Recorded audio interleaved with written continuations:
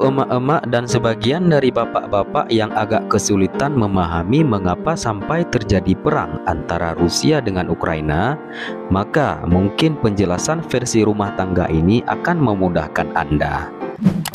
Jadi begini cerita sederhananya, yaitu dimulai sekitar tahun 1991 atau lebih dari 30 tahun yang lalu, saat Ukraina menceraikan suaminya Rusia, di mana beberapa anak ikut dengan Ukraina.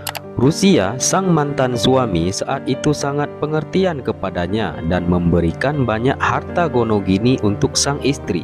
Bahkan bukan hanya itu saja, Rusia juga melunasi lebih dari 200 dolar miliar utang. Setelah menyingkirkan mantan suaminya, Ukraina pun mulai digoda oleh si playboy bernama dan gerombolan tukang bulinya bernama.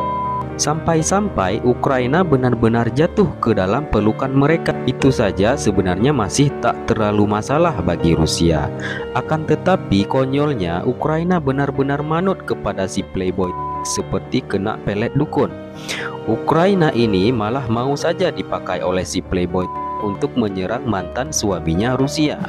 Mantan suaminya Rusia sangat marah dan meminta Ukraina untuk mengembalikan seorang anak yang namanya Crimea, dan itu terjadi di tahun 2014. Selanjutnya Ukraina mulai menyimpan dendam dan mimpi.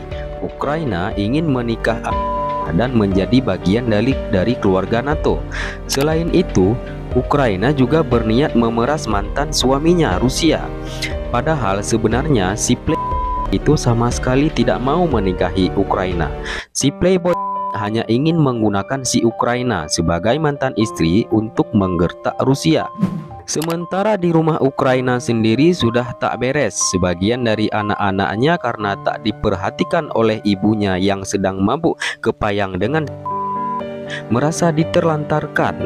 Dua anaknya yang bernama Donetsk dan Luhansk sangat sedih dan kecewa sehingga mereka terpaksa mencari ayah kandung mereka untuk meminta pindah pengasuhan. Untuk membohongi Ukraina, gerombolan playboy kadang-kadang mengirim beberapa hadiah berupa barang-barang yang sebenarnya sudah kadaluarsa dan busuk.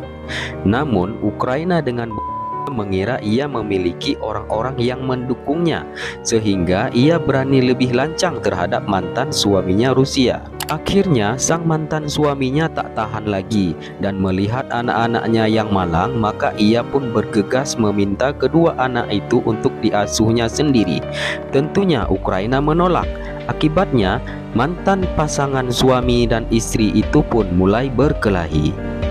Ketika mantan suami mulai menghajar sang mantan istri, Ukraina kecewa berat. Ternyata sang playboy dan gerombolannya benar-benar no action, talk only. Benar-benar sama sekali tak membantu. Mereka hanya bersorak-sorai dan berteriak-teriak saja dari jauh. Demikian cerita drama keluarga ini, semoga membuat banyak orang langsung mengerti.